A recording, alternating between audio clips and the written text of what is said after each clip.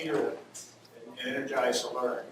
One of the popular presentations every year is the annual cost reduction benchmarks, and this will be conducted by John McNutt, LattaHarris, and Bo Russell. And I think they're going to have some interesting information to share. So let's give our attention to John. I think he's going to start. Thank you. Thanks, Carl.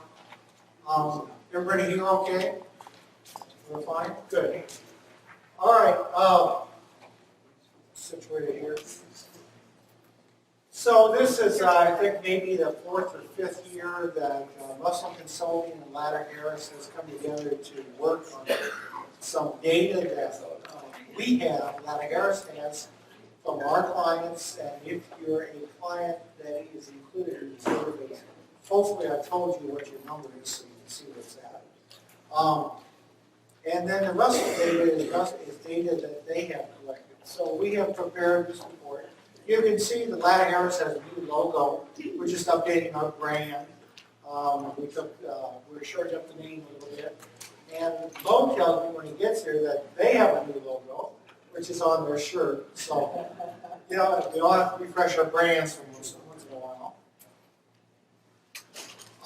What are we looking at today? As Danny was talking about, this is a confidential peer group. So it's so confidential you don't know who else is in it, in your peer group. But it is a peer group. It's a peer group of people that we at LattaHarris have connections with, or that Mo Russell and his group of advisors have connections with. It's not a contest. We don't identify anybody. There's no prizes. For those of you who are new to this, it's very much managerial accounting. It's hopefully designed as information managers can do something with. I mean, its primary purpose is to help a manager make better decisions. It lets them know, at least in this peer group setting, how competitive are they within that peer group. It's not nationwide data. There's not everybody who grows corn and soybeans in the country included in this, but it gives you some frame of reference. They're all in FBS. The majority of them are in FBS, or their data is coming to us in a good enough form that we can utilize it.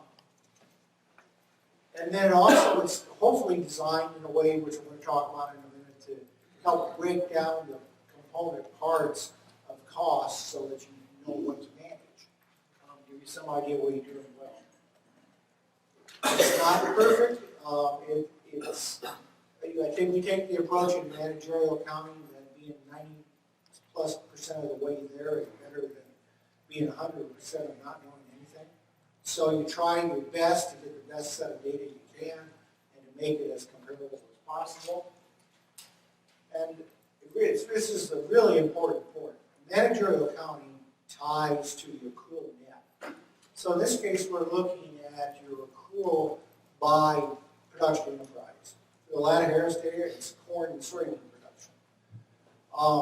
So when I do a analysis and I have their crop accrual costs, and it's broken down by those two entities, either corn or soybean.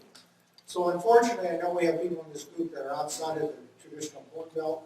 This data is pretty much focused around the traditional corn belt, corn and beans, but it could run from, you know, the far eastern side of that corn belt into the western side. So there's quite a few different states represented in the data. This is really a component part of managerial accounting when you start to try to look at stuff and get it in a form that you can do something about managerially. So like we group seed, fertilizer, and chemicals, and there's a few other things that also go in there that are not being shown because we just don't have room for all those columns, like crop consulting and that type of thing gets plugged into there. Because there are expenses that can be interchanged to some degree.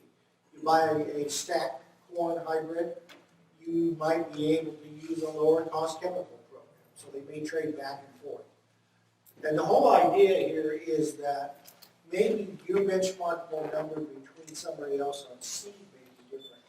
But as you go to the total input cost, it should be more balanced because you're taking out some of that fluctuation that could occur between whether you had stacked genes or not, depending on what you're paying for your corn. Then we look at land costs, and again, the land costs we try to roll, cash rents. There's a crop share calculation that we can perform. We bring in property taxes. We bring in interest on land debt. That's all included in land cost. If you don't have any cost in your land, if you own all your land cost is going to be pretty low. It might be down to your property taxes. The next section is looking at what I call operations. And Mo's been trying to work on this number for a number of years. But again, the whole kind of trade-off idea, you can trade off smaller equipment and more labor in exchange for larger equipment and less labor.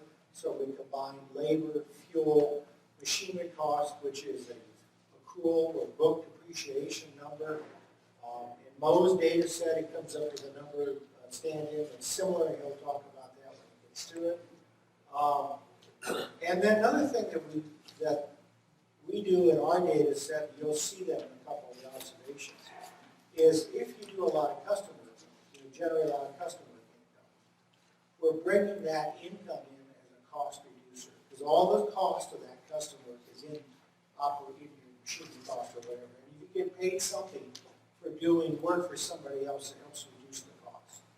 And that's actually, if you have one takeaway here in your crop farmer, people I don't like custom work, and most of the time when I look at custom work, people are not getting paid what it actually costs them to do it, but it still has a profound effect on lowering the cost of production, because you're spreading that fixed cost over a lot more acres. We look at interest costs, which is operating interest. Again, we try to get machinery interest in the machinery costs, we try to get land interest in the land cost, and the operating interest is your line of credit, basically. And then I start looking at some other numbers, which vary quite a bit more by farm, drying cost, G&A, crop insurance, and so forth. They're important costs, but they vary quite a bit more. So I try to come up with that sorted number there, the total cost of production before those other costs that vary more. So I try to look at that as kind of a number that's pretty comparable between farms. That's just a little, that's in the bottom, and it just talks about what I mentioned about how some of the costs are coming, how we come up with some adjustments we make. So page 2 of your handout is our LattaHarris data set. On corn cost production. Now, most data set that we're looking at is total cost per acre. Ours is, because we do have the data coming out of, in many cases, FBS, where we have an enterprise. And if you'd like to participate in our data set, I think I'll back up on that question too a little bit, is we do this for free. I mean, I literally spend most of the month in August preparing this information for the crop report. As LattaHarris, we put this stuff together for free. Now, in some cases, some of you have paid us a lot of money to help you get your data in order that it can go into it. But the actual time it takes to put it into the standardized format and to get it into the reports, we do because one way it hopefully gives you value, because it gets your numbers back to you in some form of context. And secondly, as your consultants and accountants, we get a much better understanding of what our customers are doing. So it's a powerful tool that we find of value, and we're willing to commit the time to put it together. So if your data is accrual and if your data is enterprise, and we can get the input costs out, as you're seeing here, and you'd like to participate, you can participate as long as the data comes to us in good order without any cost to you. So send me an email if you'd like to participate in future studies. Okay, back to the data that's on the screen. And again, it's pretty small on the screen. I think I have to point to it. So we do have the average line here, which was 420, $836 a bushel Over here on the side, the green are less than 1,500 acres of corn. The blue are greater than 1,500. Again, I don't tell you an awful lot of detail because I try to protect somewhat the confidentiality of the participant. It's down here on the bottom, the kind of gold, Iowa State gold is Iowa State's number, projected number, and the University of Illinois, their number. So again, to give you a little context beyond just the people in this study. You see, for the most part, most of the people in 2014 did better than what the universities thought they were going to be able to do, the people that participated in this. Now, I wouldn't say this group is average by any means. You know, they're not average representation of the state of Iowa. A lot of them could be fairly superior producers depending on that. And the group you looked at, I think they're superior. But you see, I think it's still a very amazing range, 305 to 553. Danny, you were talking about that driving, you know, how much farther you get with some variation. And think about applying that difference between a lot of acres. It's a lot of money. And who's going to stand the low-cost challenge of the next year, 2 years, 3 years, whatever it's going to be better? Who's going to be picking up, buying farms that come up for sale in that time frame? It's probably going to be the people that are able to do it at the lower cost. You look at the cost, though, and you can see part of this one, the $65 land cost. And it's a smaller farm, and they probably own all their own land. So you can't get too carried away and think, what kind of magic are they doing? They're doing another thing that's interesting, and I can bring this out, is they are not raising it. They don't have a single piece of machinery. They have it all customized. And they're getting it done cheaper than they could own their own machinery. So those 2 points help make them extremely competitive at whatever scale they're at. So that's why we look at the data in more pieces. You have to put some interpretation against it. You see in here too, there's one of these here that has a massive amount of customer income that really helps drive their costs down, which helps them result in a really relatively low cost of production. Again, Danny's talking about strategies, about things that you do well, they translate into more and more competitiveness. And that's what I've been seeing as I look at this data. And I look over the years. And the nice thing about what we've been doing is we look at this year and year and year. And when we're consulting with an individual client, it's not so much what the raw number is, it's what the trend tends to be. You tend to be competitive with your peers. 3 of the last 4 years, you had a crop failure 1 year because you didn't have any rain. I mean, that's not something you can beat yourself up about. But if you're trending to be really pretty strong over time, and this is a form of benchmarking that is not super sophisticated. It's not a national benchmark number, but it's a relatively compatible peer group, and you're really, in many ways, using a kind of a commonized process so that you can really compare yourself against yourself in prior years. Yeah. Well, would also like to point out, John, that some of the lowest figures are smaller operations. So big isn't necessarily a key to low-cost production. Absolutely, Mo, and I've seen that over and over again. Classic size doesn't matter, but in many cases size, it does show up. It matters in some things. You expect to see a big difference on input costs, but there is sometimes some difference, but not nearly as substantial as you might think. Sometimes the smaller operations are better at machinery utilization, or better at labor costs, or whatever. It varies a lot. They also mow, this is our core numbers. Any questions about process or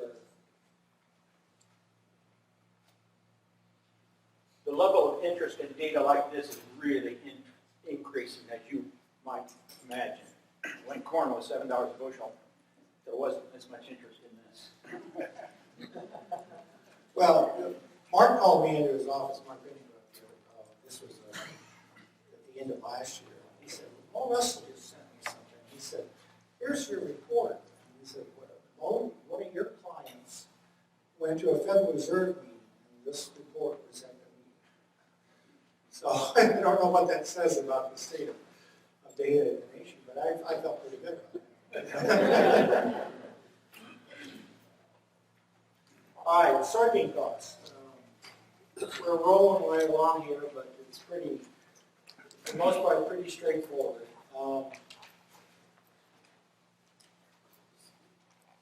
I can see why somebody said they wish they sold their beans for $10.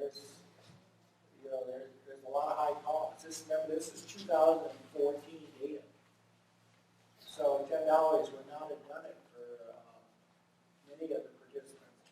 And what we're looking at here, when you look at total cost of production per bushel, that's total cost per acre divided by bushels harvested. So, in managerial accounting, at least at the level I perform at, it's for the most part about cost. One thing that I do find when you look at the revenue side of benchmarking, it varies a lot. Plus, it tends a little bit maybe to give away what somebody would want to give away as far as arrangements and so forth, especially from the pork industry side. So we never really focused on the revenue side. It's important to know, too, that these cost numbers do not include marketing costs. They should not include the cost of trucking from the grain bins to the elevator at the river. Okay, it should include cost of trucking or wagons or grain cart or whatever from the field to the first point of storage. If the first point of storage is marketed, you don't actually hold the grain at all, then that is a marketing cost. You really don't have a storage cost in the way these benchmarks are crafted. If you pay checkoff, hopefully you do. Your past president, nice pork producers, I'm sort of believe in checkoffs. If your checkoff costs are a cost reducer to your marketing income, they're not a cost of production. Your market pressure, if you hedge your corn and beans for a market price purpose, that is not a cost of production. That's a cost adjustment to your market cost. If you hedge feed for your livestock enterprise, then that hedge cost on that feed is a cost of production of feed cost, which we'll talk about tomorrow. But the marketing of your pig, marketing of your cow, marketing of your corn and beans are not included in these numbers. Again, Iowa State and University of Illinois both said that they believe the numbers for their states were much, on average, were much higher than the number of people in this study. So you're looking at Iowa State at 1113, and that's at 50 bushel beans, and Illinois at 61 bushel beans, 1221. You can see though, and I look at those studies, and this is northern Illinois. The university does put out this data based on the region of the state, and it's the northern Illinois region. And then Iowa State is the average for the entire state. So it's going to be a little lower because it includes all elements of the state. Numbers with this kind of variance is going to cause massive consolidation. I look at the good side of the coin. Those in the bottom half are going to have opportunities abound in years ahead. And I think this is a lower cost of production than what's represented across the whole state. I think that average is better than Yeah. Now, another thing I would say about these, some people have higher cost of production because they are targeting specialty markets. And this will not, the way we currently do it, will not capture that. if they're trying to have non-GMO grains or something like that, and they're able to get a premium. I probably, if I have a good enough understanding, I could probably bring that premium in as an adjustment. For an example, if they had non-GMO crops, so they got lower yield or higher chemical cost or something like that. We could probably work on that, but currently that is not reflected here, so just wanted to point that out.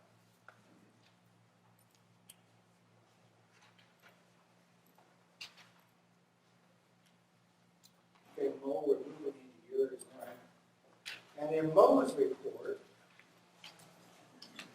his headings are slightly different. You'll see some of them grayed on the far left, and they're not Iowa, they're Illinois. Just because we talked about identifying ones that were not. And then you'll see in some of the main category headings, a blue or a red number. If they're a blue number, they're in the top end or the better end of the 20%, and the red numbers are in the bottom part. Just to help you spot the differences in what this report that spans 2 pages. There are almost 60 participants in it.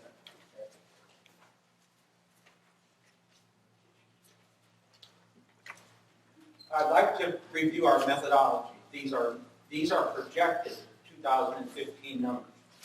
So what we do is during the winter months, we sit down with our client, we take last year's accrual income statement and look for the coming year, and we develop a pro forma income statement based upon last year's actual. So this is estimated yield and estimated costs. But it's estimated during the time that the pricing and inputs and so forth, you start to have a pretty good idea of what Right. Now the profit per acre, Bill Hobbs in the back of the room put this information together. I'm not smart enough to do all this. But if you have any specific questions, talk to him. But what we used to determine profit per acre is $4 a bushel corn and $9.80 beans. Now, how did we come up with that figure? Well, we have our customers 50% priced on this year's corn crop at $4.56 a bushel. So we took the other half of the corn crop at today's prices, and the average came in at about $4. So that's where we got the number. On soybeans, our customers have half their beans priced at $10.99. So we use that, and then we use the other half of the beans at today's price. So that's how we got $9.80. Lot of red ink, but the good part of it is, but the worst was $49 an acre. Yeah. And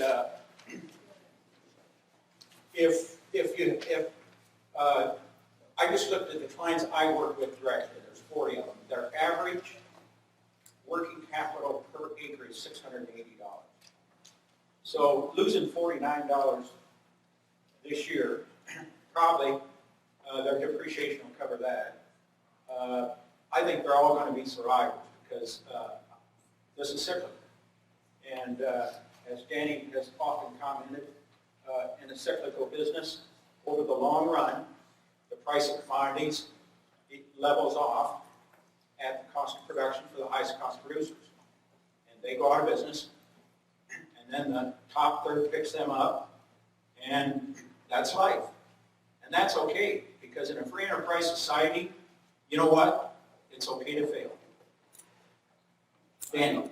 H.L. Hunt had a son, Lamar Hunt, who used to own one of the pro football teams back in the AFL days. He lost $500,000 his first year. And H.L. said, at that rate, he's going to go broke in 125 years.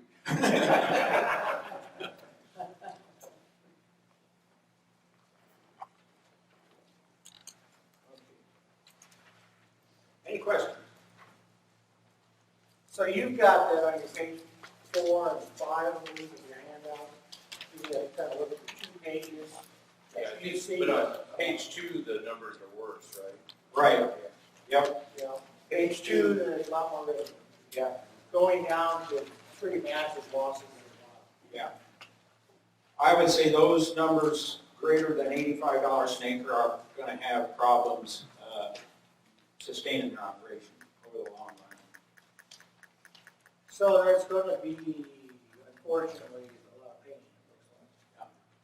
I don't know what, we're expecting to see quite a bit of ability to reduce prepayment for next year's crop. Upcoming years, because there are the losses, you won't have to be doing that. From either study, how representative of this are these of the big world? In other words, you've got better producers, better managers already in your data set. Is that correct? I might assume that, but I don't know that I can say that for absolutely. It could be a lot worse than what. I like to think they're better than average, but I don't know that. My guess is if Lois said it's probably large enough and covers enough area that it might be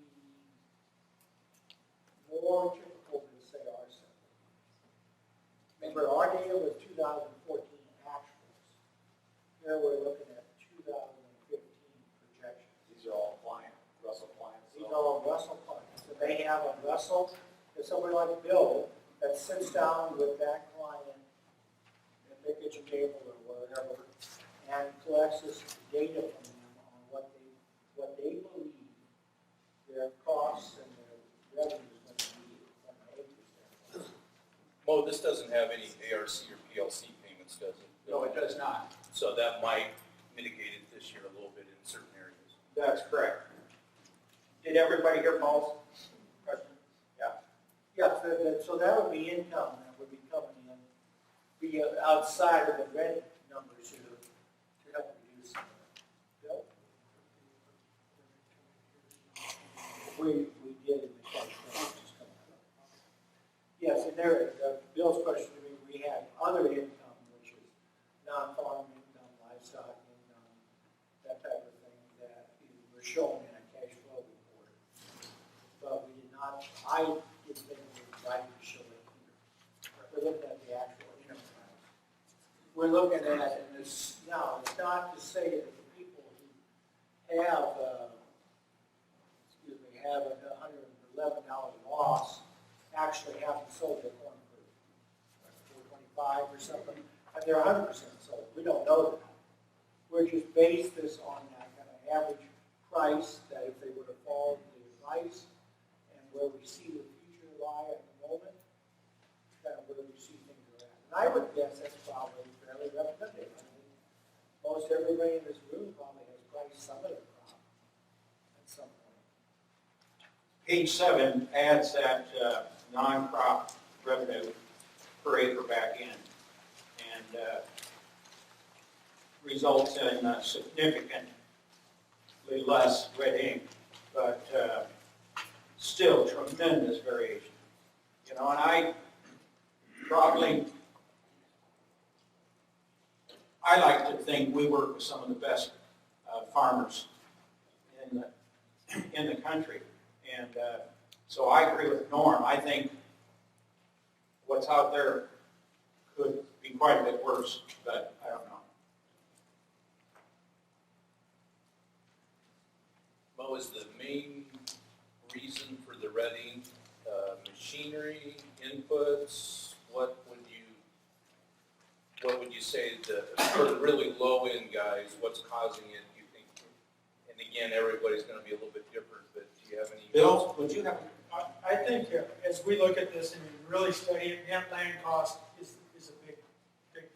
So it's a huge advantage. When we do, last year we sorted though by if we standardize everybody's costs, and some of those folks that had net land costs weren't as efficient on the input side either. So it's not the total determinant, but it makes a big difference in where you're going to rank in this study. Danny talked a little bit about this in his 12 points too, you know, 30,000 here, 30,000 there, how that's done regionally. In most of my consulting history of working with clients, extremely occasionally you see the smoking gun. This is an area where they're really struggling. Generally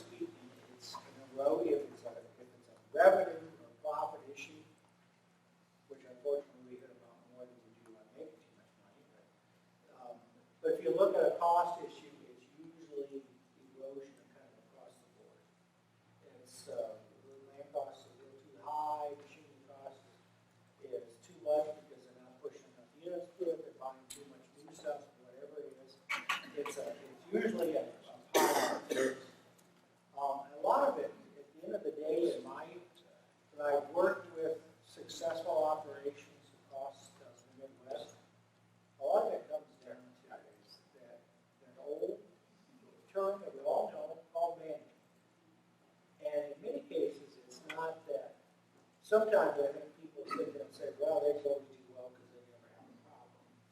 And that's not what I have seen. Everybody has problems. What separates really profitable units from the non-profitable units, or as profitable units in many cases, is how they deal with the problem. How quick they are to respond, how decisive they are in their decision making, all stuff that they need to come out is all real when they're in the numbers, when you look at it in the numbers.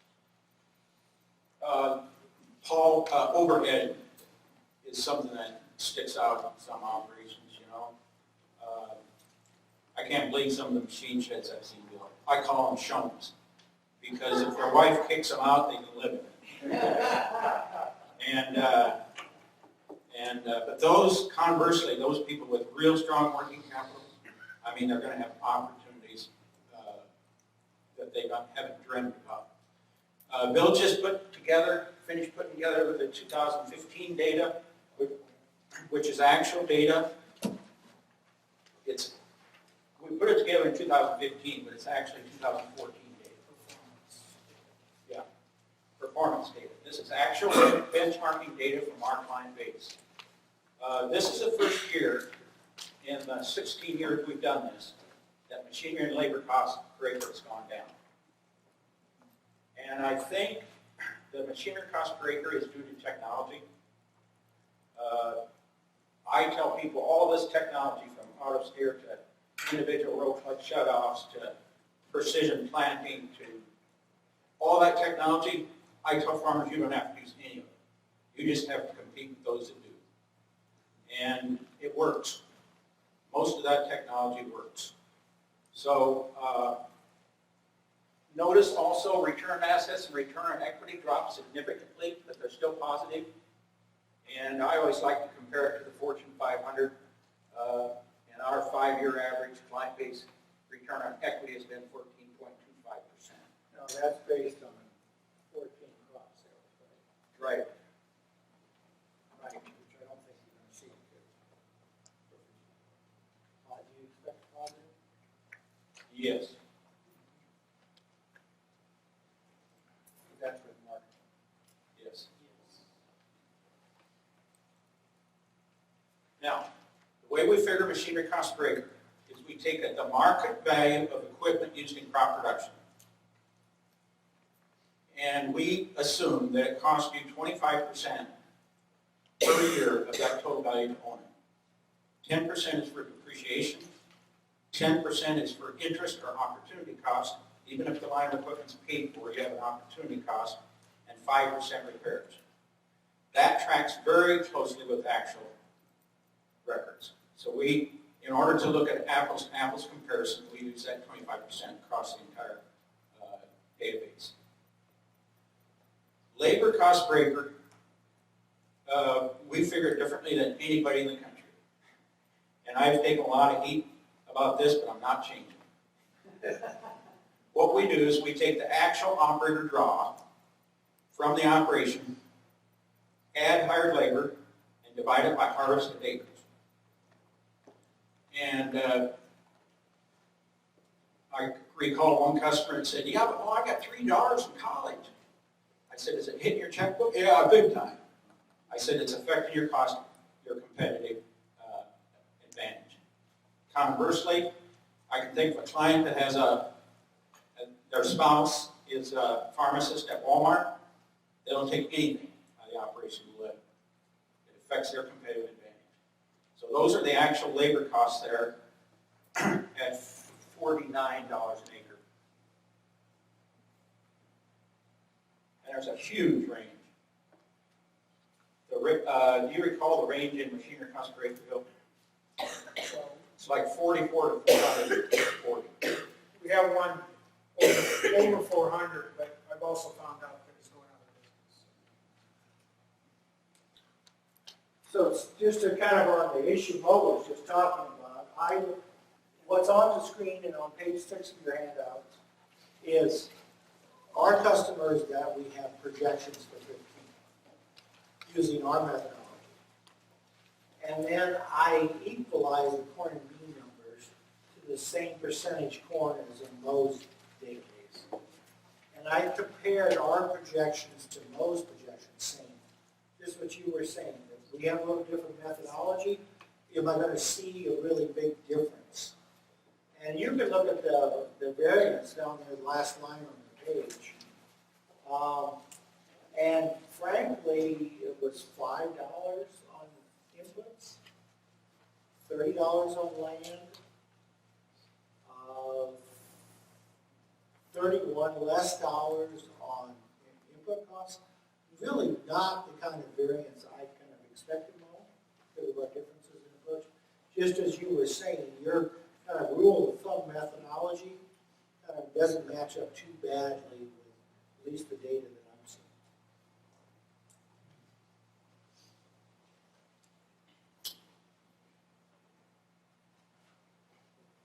Okay, I have one more slide to share with you, and then let's open it up for questions.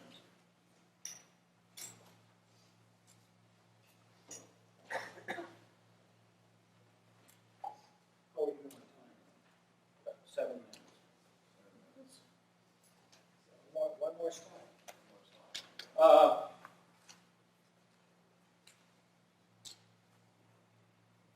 Paul, you mentioned where is the largest variation. We found it in machinery and labor cost per acre, these 4 areas. So, you know, where's the money? Well, 30 cents a bushel on 200 bushel corn crop, where did I get that? That's that $4 average. Half is already sold at $4.56. The rest at $3 something.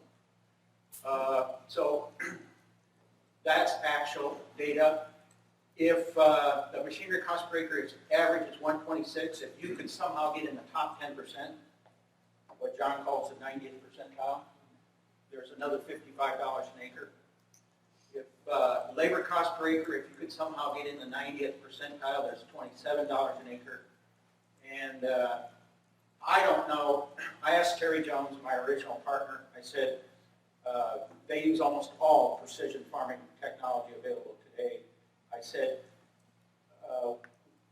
where's the money? And he said, I think it's 7 to 12 bushel per acre.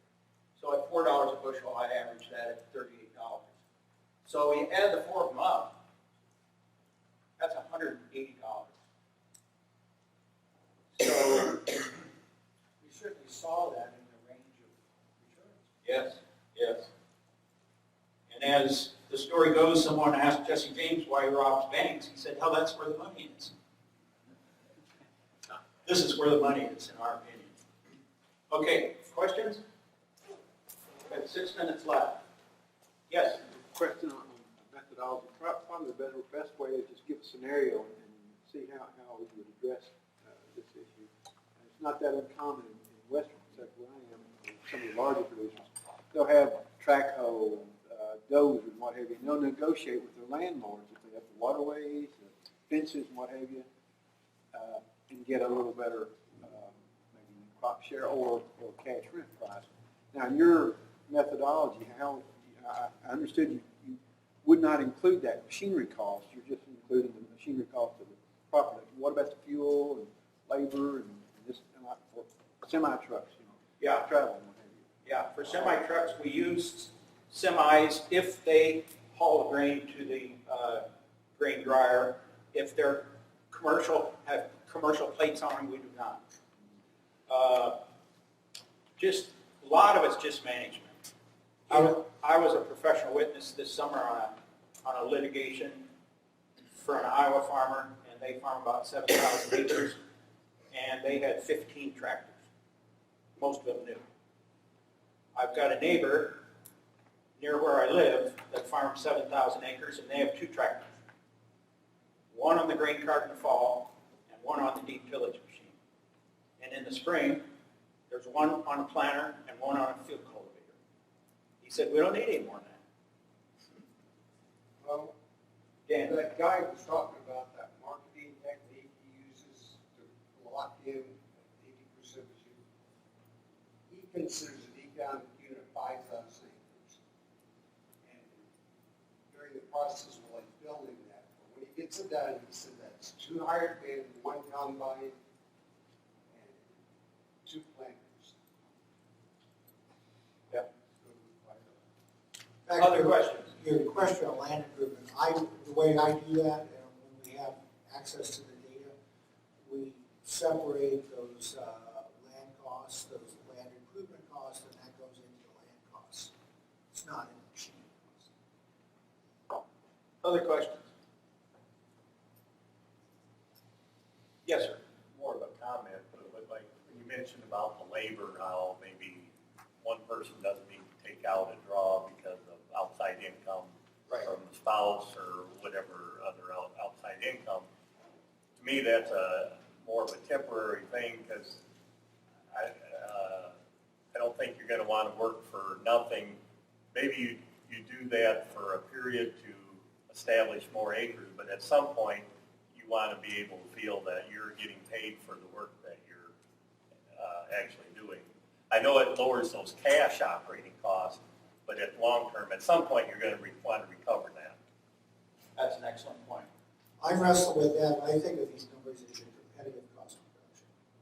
Okay, it's not an Iowa State, it's not an economic cost, it's a competitive cost. Now, your point is well taken, and if you were making the decision, can I get through next year, then I think these are valid numbers. If your decision is that I want to put my kid into this business and have him work for 30 years and make nothing, yeah, you better think about the opportunity cost of that labor. It really, at the end of the day, so much of managerial accounting is based on the question you're asking, how you look at the data. There's not one method that works in all questions. It has to vary. Other questions or comments? I had two questions. One is on, you said that you take the market value of equipment and Yes. times 25%. How do you determine that market value? Who's putting those values on there? Generally, the lender does in combination with the client, and we take that number. Then the second thing is, as that value goes down, 5% of that is repair. So essentially, as the value of the equipment goes down, your repair cost is actually going down along with it in your numbers. Is that correct? Yes. Which may or may not, Right. may or may not be. Yeah. Real. I think machinery costs tend to be the biggest black holes. In many cases, people have tax schedules and depreciation schedules. It's all they got. Yeah. A lot of people you work with know are like that. Our clients, we try to work really hard at getting solid book schedules, but there's still a fair amount of estimation going into book schedules. The 25% we found, though, on average is pretty accurate. For example, if it's all new equipment, under warranty, there's no repairs, but the depreciation is probably closer to 15. If it's older equipment, the depreciation probably isn't 10, but the repairs are higher. So, And we're pulling that off of the market value balance sheet, generally prepared by the lender about the same time we're doing the mortgage. So they, and we'll get lenders, especially small banks, that won't take much depreciation on a line of equipment until it depreciates a bunch, and then they'll take it all at once. Whereas the farm credits and so forth are pretty standard about how they do it. yes. Do you or anybody do this globally to know how the American sort of crop production competes with Brazil or Europe? Or how these economics of production look around other supply sources? Because in the end, that determines who's going to supply. There are these numbers. Purdue's done a study on it this summer, working with others, European and economists, et cetera, et cetera. It's on our I've seen website. that information, somebody is. There's a couple of them doing it. Okay, our time's up. Dr. Duster? The cost of raising corn in Brazil, Argentina, whatever, fairly quickly gets factored in the land price, I expect. So when you look at total cost, it's probably not much. Okay, thank you. It's a pleasure coming here every year. This is really a class group. John and I really enjoy doing this. It's interesting data, and thank you. And we'll answer individual questions after break. Right, and they'll be around for the crews and just keep drilling into the information. So thank you, guys.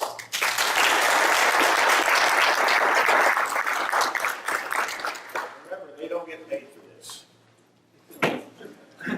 We can stop tonight. Well, you get some, all the work